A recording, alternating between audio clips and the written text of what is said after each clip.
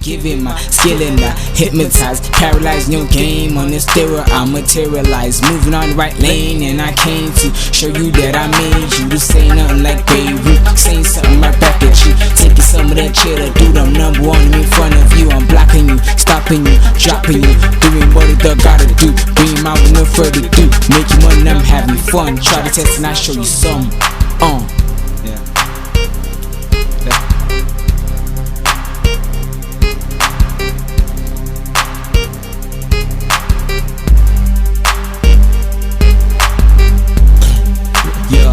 Yeah, you know what it is, y'all. You are, baby. You are, baby. Yo, I ain't playing with you fools. I'm just here to devour by sending dudes to the grave and send their family flowers. Yeah, that is. Biggy didn't do too much music.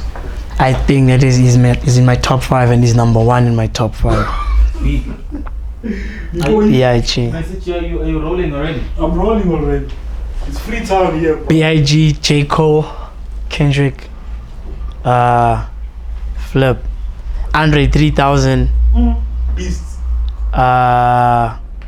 What's Shaku? Tupac. Man, I'm not gonna fake it, bro. Like, I love Tupac, but when you talk about rap, for me, yeah, Tupac. patterns, flows, bars, like Tupac is like J. Cole for me. It's that music where it's like if you're going through stuff, you know, you want to go listen to a Tupac song, like, you know, like Dear Mama or something. You're going through something, you want to feel that emotion. But when you listen to people like Biggy or Under 3K, it's like you love how he's expressing himself. You know what I mean? You love his style. You love that type of thing. So that's what I was like listening to when I listened to Biggy. Weezy too. Weezy is one of the people that like inspires me a lot. Like when it comes on your radio, on your speakers, it's Weezy. There's no copycat. Exactly. It's him. Exactly. So yeah, that's what I like. It's that style, man. It's inspiring as well. Yeah, but where did it begin for you? Music. Masizoti. Okay, before music, life. Where did you grow up? How were you raised? And what were the things that influenced you along the way? So like, I come from a small town called King Williamstown, but then we moved to East London. So that's where we currently live.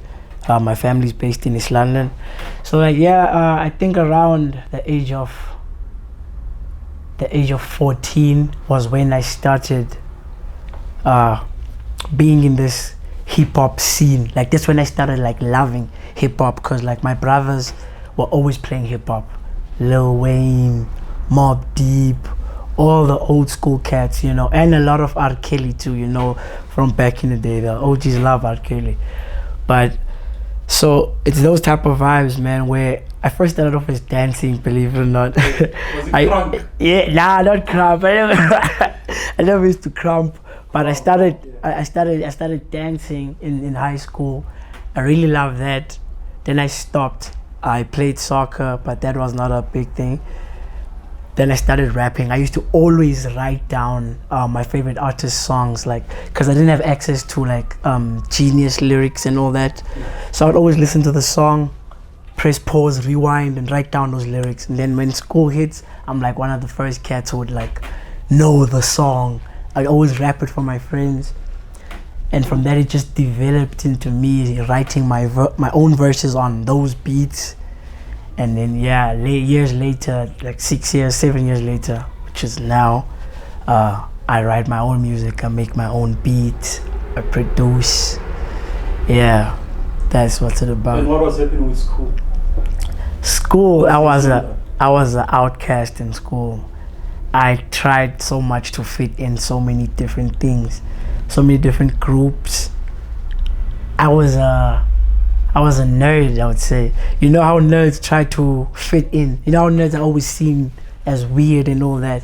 So I hated that look in school, so I tried to always fit in and all that. I think rap actually saved me, because like I realized I don't have to do all of that. I can just be myself and people will either love me or not love me.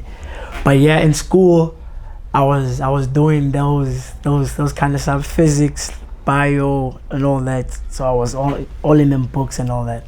Wasn't the brightest of all students, but I was okay. but the teachers never liked me though. They told me I'm never gonna make it in this music thing. My English teacher told me, because I quit debate because I wanted to go to studios and start recording and all that. She was like, I'm not gonna go anywhere with this. Crazy. Yeah, I can't wait to prove her wrong though. Like I'm really excited. But why is it that we get that, man, as young people? I remember the teacher in my last school in the village. This teacher used to send me to his home, to shops. He trusted me. But that day, because I was the last kid to finish and I think he had places to go, he was invigilating. He told me the biggest shit. I thought you were smart, you stupid. He's bravo. And how do they do that to us? We French and they try and break you. They try and break you. But like now, I think as long as you believe in yourself, as long as you know what you want, or you try a lot to listen to yourself, that's what matters the most.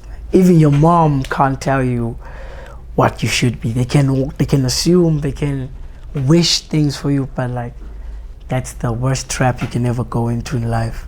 Doing what others want you to do and not what you want to do. Yeah. When did you finish your matric? 2018. That's when I finished my matric. Yeah, I was still in East London, and then I went to PE. 2019, I pushed in PE. I was studying in Boston. I was doing music production. But then I realized that most of these things I'm studying here, I know of just watching YouTube, you know. So like, 2020 I was supposed to come to Joburg, but COVID hit. I think it was perfect timing though, because if I came here 2020, I had no plan 2020. I was just ambitious. I just wanted to rap. I didn't know how this industry works. So 2021 I arrived in Joburg. And I started meeting a lot of great people. Abosethi Kanje, Olinga, Cologne, you know, a lot of my OGs that I met here. And they really pushing me towards the right direction, because they're already informed of things that I don't know, you know. So why Joburg, bro? Why Joburg? Easily PE could do it, East London could do it, King Williamstown. If you've been there, you would not be saying that. Trust me, that there's no market. People, if you're doing genres like amapiano and house, I understand, because people love drinking in those cities. They always taverns full, and the DJs are always playing those genres. Hip hop is a very rare thing to find at a club or a tavern when you go to East London or any place in Eastern Cape. You know what I'm saying? So it's hard as a person who's not doing house or amapiano to make it in that province, you know, Eastern Cape. So Joburg was like kind of a strategic move, since I figured the entertainment industry is based here. You know, most of the connect. What's the point? How is it working out now? We've been trying. We've been here. Facts. Look, what I can say is, it's not what I expected it to be, but there's reasons why, and I know those reasons. It's like when I came to Joburg, I thought it was just gonna be easy, because I knew I have good music. I knew I'm a talented artist, but I realized talent does not matter at all. You know, you scaring niggas think they talented. That you can be talented. You'll be an upcoming artist for life with your talent if you don't know how it works. You know what I mean? So coming to Joburg made me realize, no, all of this is like a spider web. You know, everything is connected. You know, you need connect in order for you to get wherever you want to get, and that's in any industry. You know, you don't just do your thing and hope that somebody will hear you, you know? So Joburg was that strategic move for hip-hop wise, since I'm a hip-hop artist and it's dominating in this city. It made sense for me to be here. And are there kids that are actually doing it, and sometimes you feel if I go back, it's not that bad? For me, I can only speak for myself, because I've heard quite a couple of people talk negative things about East London, or they'll be like, they want to leave. Everybody just wants to leave and leave and leave. But I grew up there, and I really love that city. Maybe I think I'm looking at it like this: when you're trying to make it it's hard being in your home city because you're comfortable. So that's why you want to leave. But the moment you leave and you see that you're gonna make it, it's different when you go back home. It's not the same. You know what I mean? Like, I would love to, like, when I make it, I go develop that place in a way that artists like me don't have to do what I did. You know, make it an industry like Joburg. Every city should be like Joburg. Like, you should be able to make it in your own home city. But the game is designed in a way that's messed up. Is like that, you know that. Yeah.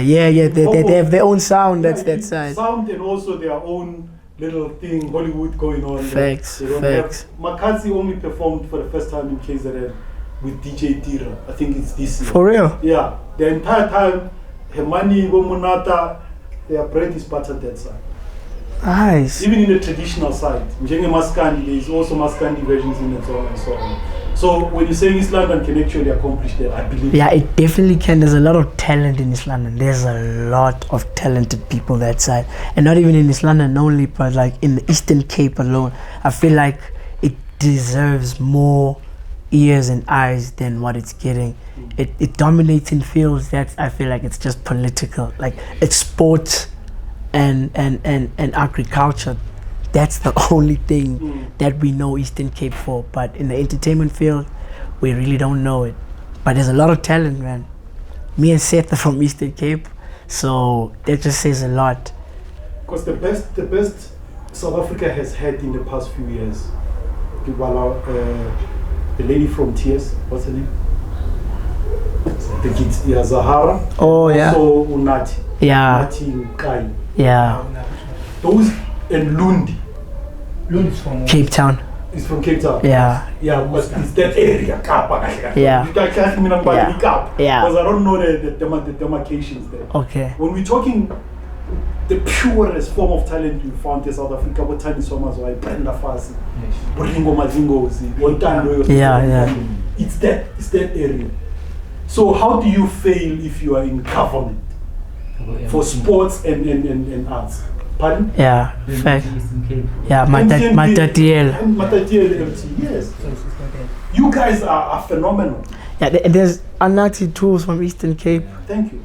There's a lot actually. Young CPT.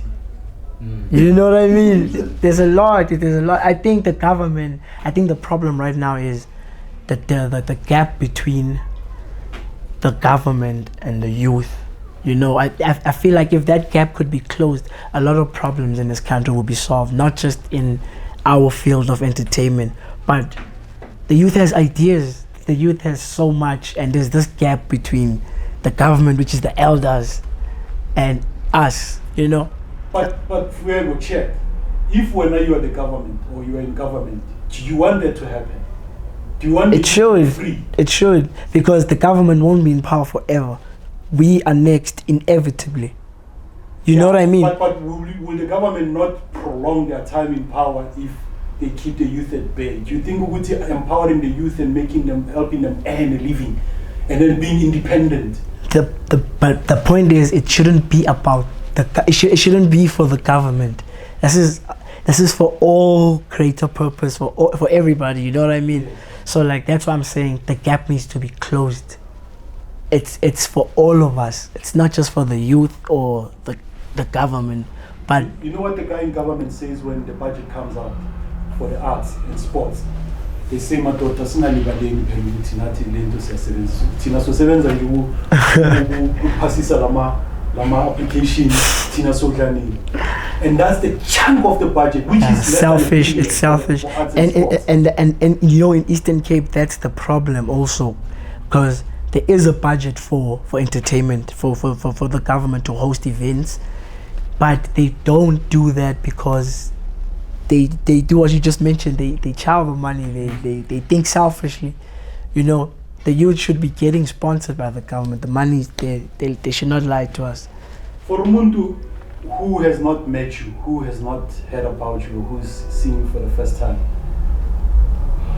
who is Fuego in terms of the character yake? What are you buying when you buy Fuego? Okay, like I think mentality, Why is spirituality and I have this I think it's a slogan that I live by, or that I think defines me. Young body, old soul. Like, I think I'm a young body, but I have an old soul. Like, I really, really believe I'm born in the wrong generation. You know, like, many people say I'm a good listener. Many people say I always know what to say.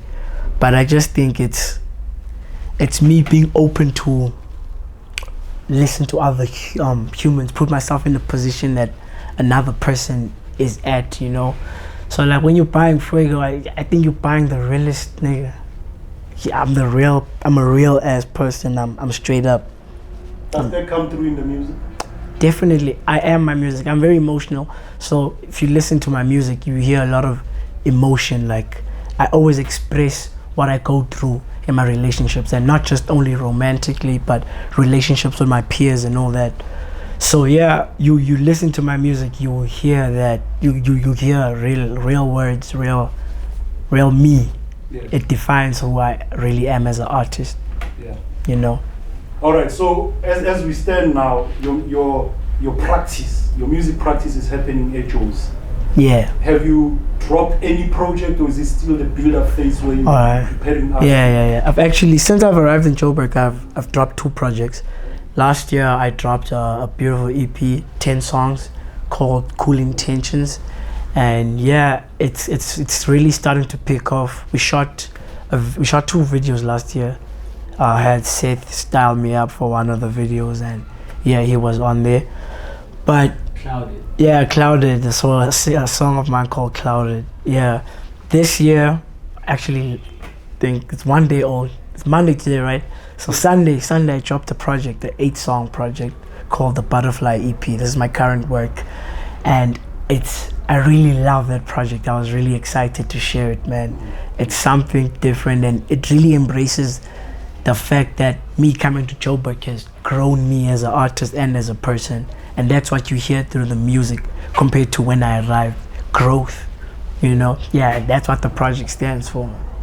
And where are you taking the music? Where are you using only online, or are you also actually trying to get yourself hitched to a label of sorts? Or yeah, you know, right now I haven't thought of pitch to record labels and all that, because I'm still trying to grow my following as an artist.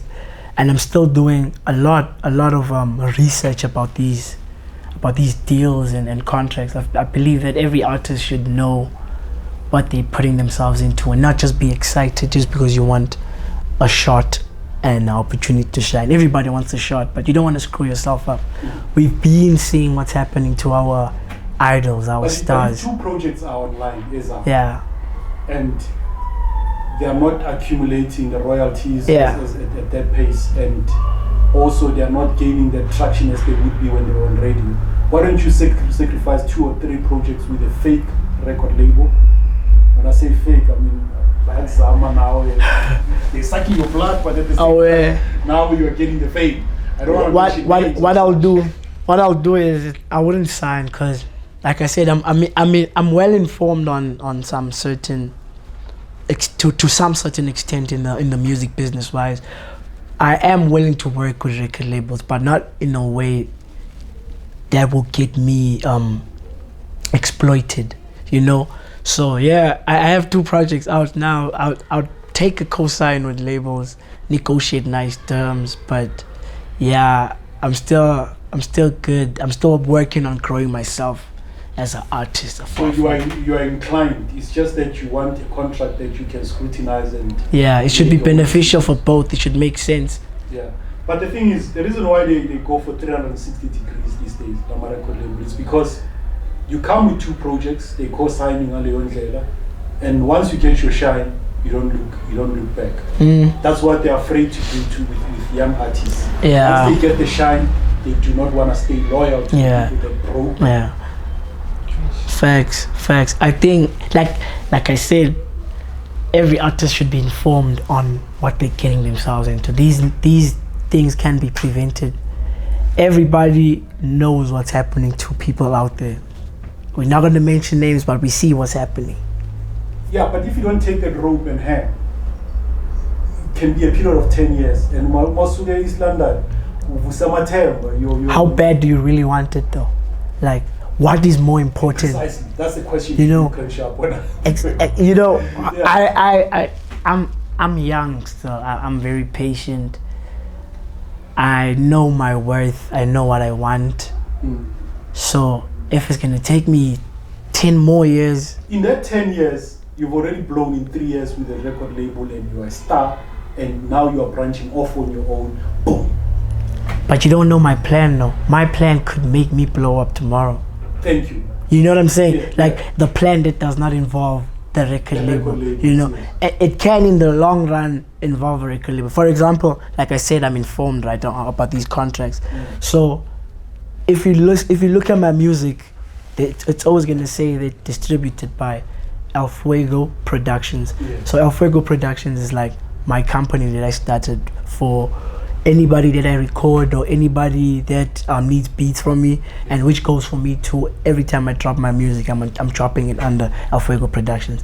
That's to make sure for in any case, whatever deal that I can get, it's a deal that it won't exploit me to the max, but it still opens me to work with record labels. You know what I'm saying? Yes. So sign myself, build the hype, Yeah. and then sell to record labels.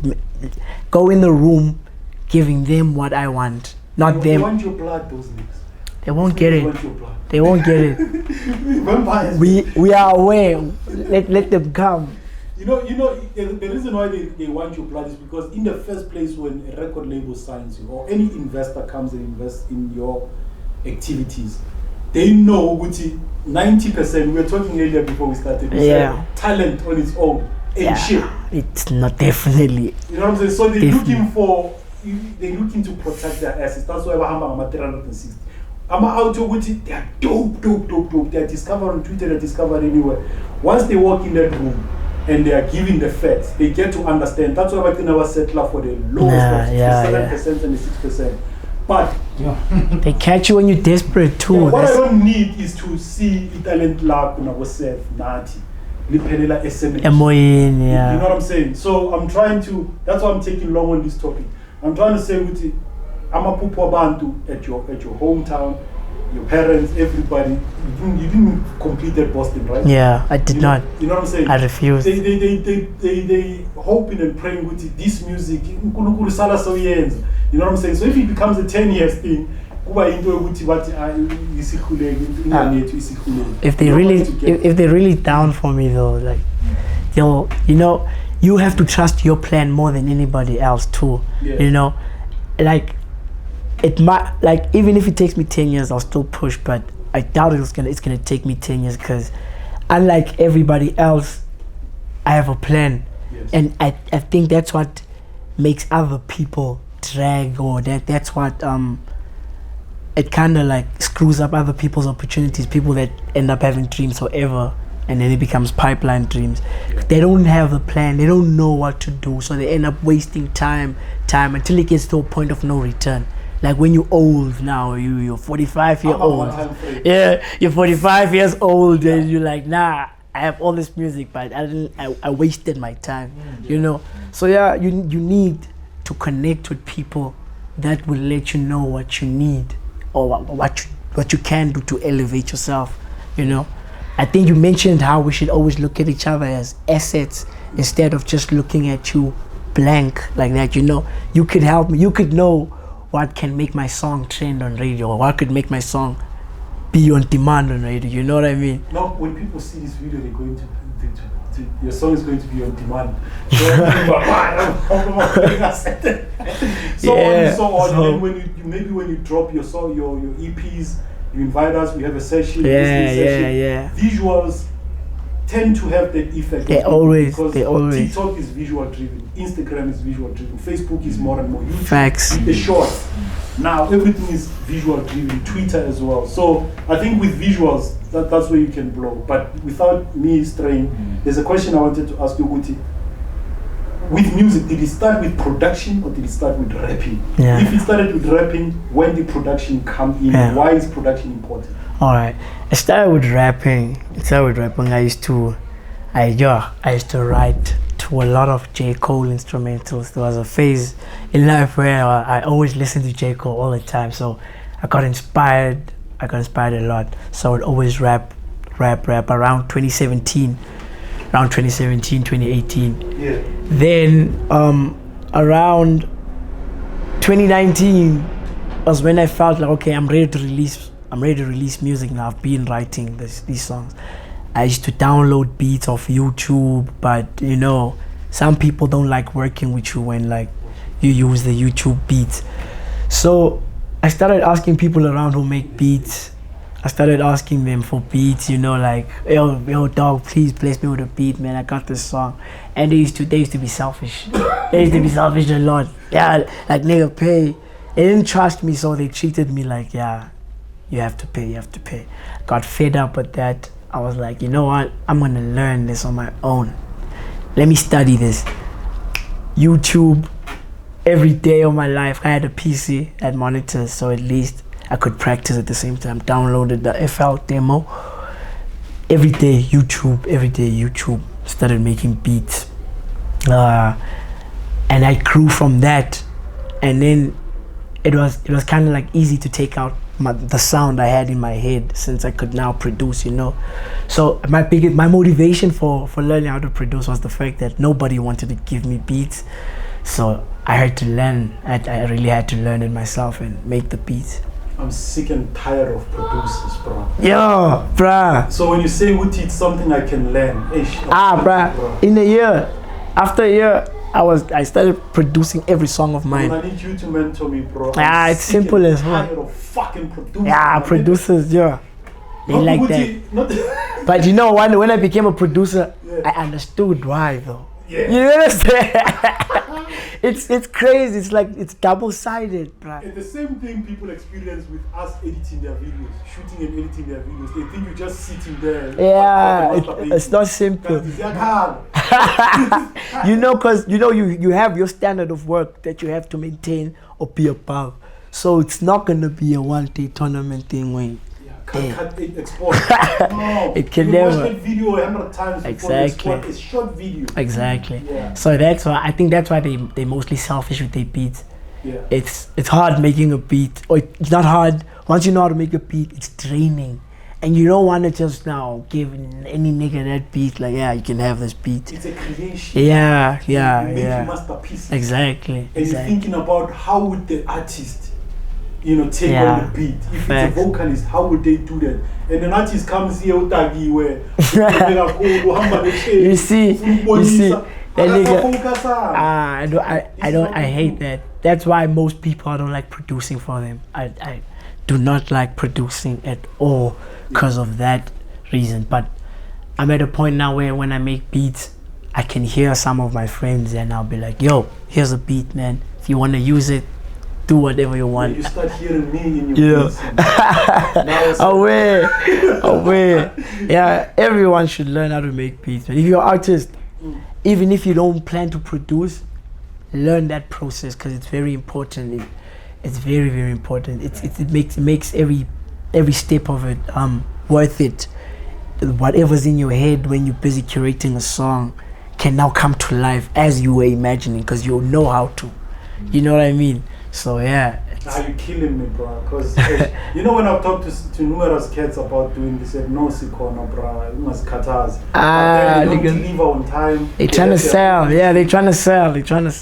Yeah. Have you ever done a song, and then like you record a song with someone that hype themselves up or that you trust, and when you get that song, you're like, this is not what it's nice, but it's like I have something else in my head. That part goes away once you start producing your own music. You know what I mean? You'll take out what you like, and then any other professional or any other producer around will just add on. They'll be just like, yo, you could do this also, you could do that. Masterpiece. You know? So, in as far as the being an artist and being a producer is concerned, where do you think your real break is between these two? Are you breaking through as a producer or are you breaking through as an artist first? Because mind you, we are talking to you as an artist. Okay. But I want to see when you look at the game. Okay. Which one is the one? I think I see me breaking through as an artist first, because I don't produce for a lot of people, but I produce for myself. I cannot produce for myself. I don't like being produced for. I like being assisted in my producing instead of like getting somebody to take the lead, you know.